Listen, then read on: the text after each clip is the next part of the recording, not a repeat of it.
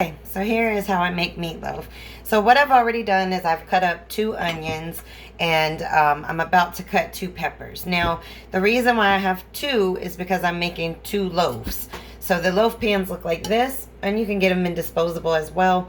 But I'm making 2 of these, so I would say you would use 1 onion, 1 pepper for each loaf pan. So if you're only making 1 loaf pan, then get 1 of each. And then what I will say about meatloaf is as you make that meat mixture that you're going to use for the loaf, just keep in mind that if you have extra left over, you could just make meatballs out of it. And then you're going to be able to use the same sauce that we are going to make for the glaze. So you won't have to do anything extra if that's what you want to do. So with peppers, with the onions, I'm sorry, you want to dice them up to about this size. And it really doesn't matter. I mean, it doesn't have to be fancy or anything like that. But with the green peppers, you could cut those really just randomly, but not too big to where they're kind of going to be that awkward chunk when somebody bites into it. So what I do is I typically will cut the green pepper into a strip like this, and then turn it to the side, and then cut this into pieces, right? So it's going to be about this size.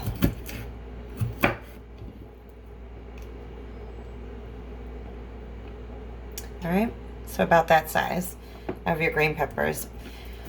And then really what you're going to do is you're going to just mix these in with your hamburger meat. It's going to be put in just as you cut it. So what I have in this bowl, and I'll show it to you once I get them all in, is I'm just combining the hamburger meat with the onions and the green peppers, and then we're going to just mix them together with your hands. So I would highly recommend, if you have them, to put some gloves on, or you're going to have like meat all up in your fingertips and everything. So I mean under your nails and stuff, you know. So almost done with this first green pepper. Really, green peppers are kind of easy to cut, and it's just a matter of not having them too chunky where they're awkward in the mouth. And if you don't like green peppers, then don't put them in your meatloaf. Just do something else. If you don't like onions, then don't put either one of them in. You'll still be able to do this particular recipe, and by all means, you can change it up as need be. So once you get the base pretty much for any recipe, you can just alter it the way you like it. It's usually what I do. Alright. With peppers, obviously the most heat is in the seeds. So if you don't like that, then make sure you clean them out good and get all the seeds out of it. I mean, when you cut them, you'll have all the seeds in them, so you can get them all out. Alright, so once we do this, we're going to mix up the meat. And then honestly, all we're going to do at that point is put it in the pan. The thing with meatloaf, though, is it can get really greasy as it's cooking. And so you have to really monitor it while it's cooking to get that grease out. And so what I mean by that is I always leave a little space right at the end where there's no meat. So I don't pack these all the way from end to end. I leave a little space on one side, and that allows me, when it's cooking, for me to come and drain that grease out a little bit without losing anything of the meat, and just get a little bit of that grease off. Anyways, right now I have the oven on 350 warming up, so that's what you're going to cook it on, is 350. It really doesn't take long at all, but you are going to be glazing it as it cooks. And that way the glaze really gets into the meat, and you don't just have this top layer of this amazing glaze that you've made for it, and then it's not in anywhere else in the meatloaf. Because meatloaf can get so bland if you're not careful. So what I do when it's cooking is I'll take a fork and poke like a couple of holes in the top of it, and that way when I'm glazing my sauce over the top, it is seeping into the actual meat, so it's going to actually give it a lot of flavor in there. And the beautiful thing about it is the more it sits, so the day after, it's going to taste even better because of all those flavors. So alright, so just that quickly, we cut 2 peppers. So now those are mixed in with, oh, got a little piece of pepper that got away. And so now what we're going to do now, I don't get, and it's up to you if you want to do that, but I don't actually get the, like, I just get this for the meatloaf, like the ones that come in the packages like this, and it's just so much easier. And that's why I say I'll probably have some left over, because I have 2 of these, which is 3 pounds, but I'm pretty sure that you could get this done with 4 pounds. So I'm pretty sure that it's about 2 pounds of hamburger meat per one of those loaves. But we'll see in the end, because this is 6. But I don't typically have like a set recipe. So this will be new, and we'll see how much we're putting into everything with this. So what I'm doing now is I'm just going to take this out. We're going to put it into the bowl with all of the peppers and onions. And then I will show that to you. But before I can do that, I gotta put some gloves on. So if you know anything about digging into meat, child, you don't want none of that under your nails. You just don't want it. All right, let's get rid of this. All right, so now when you're doing your sauce, so I'm not going to do the sauce yet, but I'm just talking about it while I'm putting these gloves on. So when you do the sauce, you want to have whatever the flavors are that you like. So I'm going to give some of the kind of basic ingredients. Lord, I can't get my fingers in. I'm going to give the basic ingredients, but you know, for the most part, you want to do the flavors that you like. So the basic ingredients are going to be ketchup, apple cider vinegar, honey, brown sugar. You don't have to have honey, but definitely brown sugar, and Worcestershire sauce. Had to slow down for that one. So again, that's ketchup, apple cider vinegar, Worcestershire sauce, salt and pepper, because I gotta have that, and I guess, oh, brown sugar. All right, so now I got my gloves on. I'm going to show you what's in the bowl, because after I do that, then obviously I'm going to have my hands gross. So what's in the bowl, and you have all your green peppers and onions, and what we're going to do is just smush those all up together, mix them into it, and get it all nice and turned around like that. So let's get it good.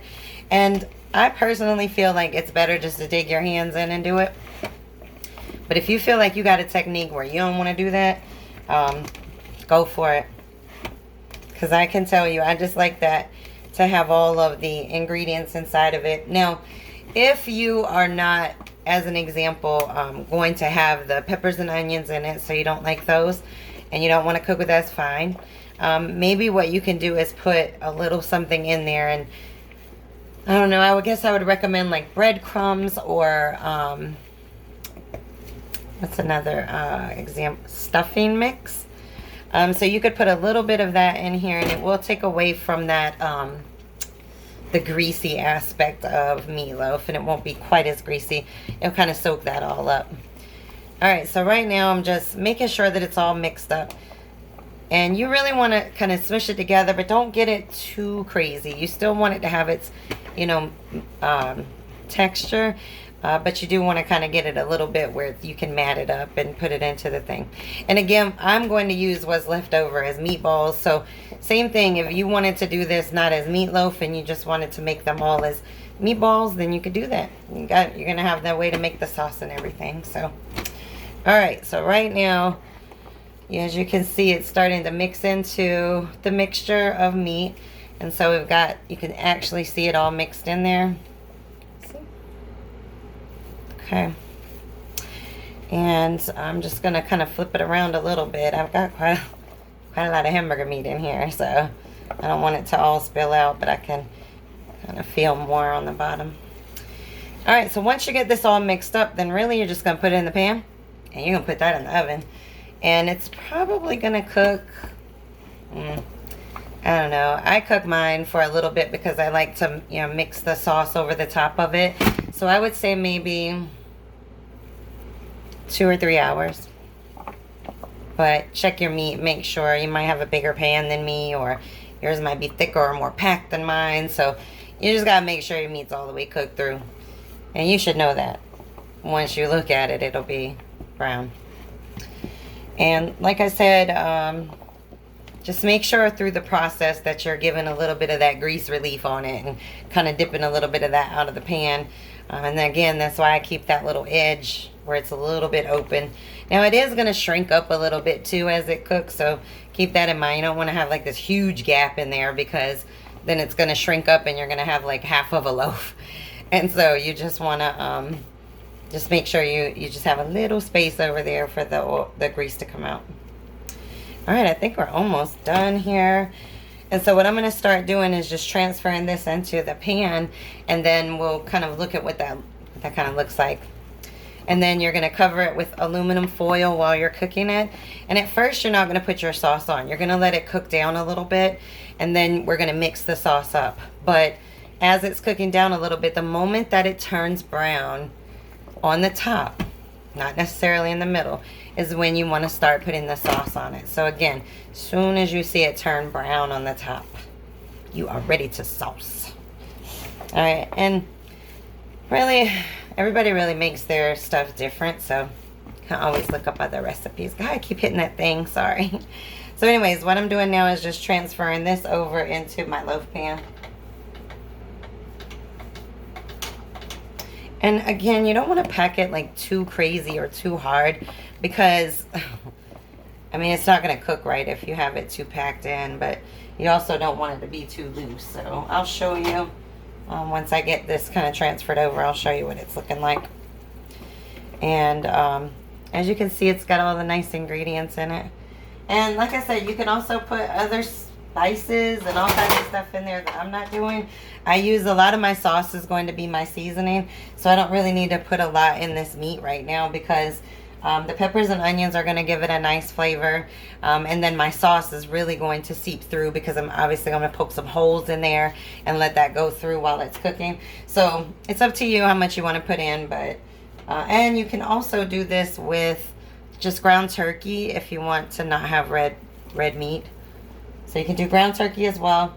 It'll be the same process. So it just won't shrink up as much as this one will. Alright. And again, you want it to be all the way to the top of the meat of the loaf pan. And the reason why is because, like I said, it's going to shrink as it's cooking a little bit, just like burgers do. You're going to shrink up, and you just don't want to have this little itty bitty meatloaf. Now, if you're making it in a big pan, like a cake size type pan, then just apply the same thing. Make sure you have a little space at the end, and make sure you kind of bring it up to the top. Now, if you have the ability, then I would put like a cookie pan or something underneath it so that it doesn't spill out or get, bubbled over into your oven. If it happens to get too greasy or something, I don't know. I don't know if that will happen, but sometimes it's better just take the precautions. Alright, so last little bit. I just won't have too many meatballs to make. I have only a couple, so I did alright with the size. So I take that back. That was 6 pounds of hamburger meat in total. Those 2 loaf things that I had were 3 pounds each. So that will give you an idea of how much I use to make what I'm going to show you as far as size. So and so the width of the space is probably just the width of my fingers, so not too long. I mean, not too long, Lord, not too too much of a space. Oh my God. All right, I think I'm about ready to show this. And again, it really needs to cook before you can start putting all that maize and flavor on it. Alright. I think I'm good. So let me show you what I have. Alright. Okay, so you'll see that they're in the meatloaf here. There's a little space in there, just the width of my fingers on this side. As you can see right there. And there's your meatloaf in the loaf pans. And there's 2 of them. Alright, so now it is literally just cover that up and with aluminum foil and stick them in the oven. Where is my aluminum foil? Oh. Alright. And once we do this, and I'm just letting the oven is still heating up here, so I'll let that heat up and then I'll throw these in. But then what we're going to do is just mix up this sauce really quick, and keep in mind that you have to apply it while it's cooking. Or if you don't want to do that and you just don't want to deal with having to go back and add it onto your meat, change it a little bit, but you can cook it on the stove top. So you could take this sauce and heat it up on the stove top. If you want to make more of it, then just take the amount and double it up or triple it up or whatever you want to do. All right, so let me grab a bowl. Okay, so barbecue sauce. So what you want, I got the hiccups. So what you want to do is have your ketchup. Ketchup is your main base. And so I'm probably going to use about maybe 4 cups of ketchup. I'm Heinz girl, so don't be trying to get that weird stuff. It might not taste the same. That's all I'm saying. Ooh, it's going to get it out. All right. And what I'm doing now is I'm just trying to see how much I'm using so that I can tell you. Okay, so right here is 2 cups.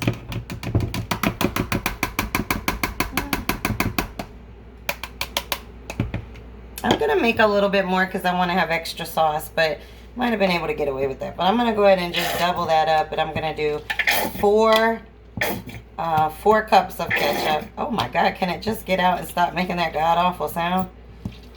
Oh my God, Jesus. So ridiculous. All right, so now I have 4 cups of ketchup, which comes out to be about this much. So not too crazy. All right, we've got that. Now you need to add a little bit of vinegar in there. So apple cider vinegar, man, I'm going to say we're going to go with a cup. Now, if we have to alter this, then I'll let you know. But I would say maybe a cup. Maybe a little under a cup if you're crazy, if you're not crazy about vinegar. All right, and then need to get a little bit of Worcestershire in there. Ooh, vinegar smells horrible, honey. Let me spin that up. All right, so we got our ketchup and vinegar. Let me just stir this up a little bit. It's getting strong. All right. And don't be afraid to taste your sauce and make adaptations as you wish. So I'm going to add things in you might not want to add in, and then, you know, you got to make sure you find what's good for you. And so a little bit of brown sugar. So as far as brown sugar, with this much, I would say probably maybe a half a cup. My gosh. All right, I would say a half a cup at the most.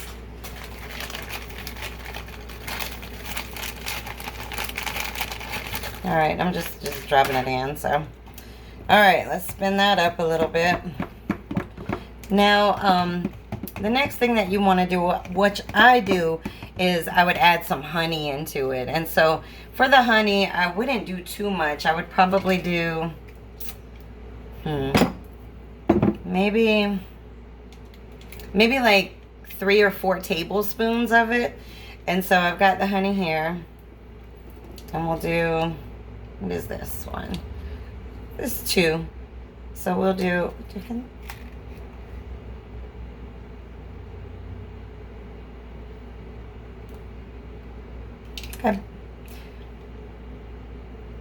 Yeah, I would say probably 4 tablespoons of honey. Okay. Ooh, I like honey. All right, now this next piece, totally dependent on you, but I like to splash a little hot sauce in there. Totally on you. If you don't want no hot sauce, then don't put any in. You can also use the red pepper flakes, so give it a nice little kick at the ends, and it won't be quite as rough as hot sauce. So you can use some of that. Actually, maybe I'll use some of that this time instead of the hot sauce.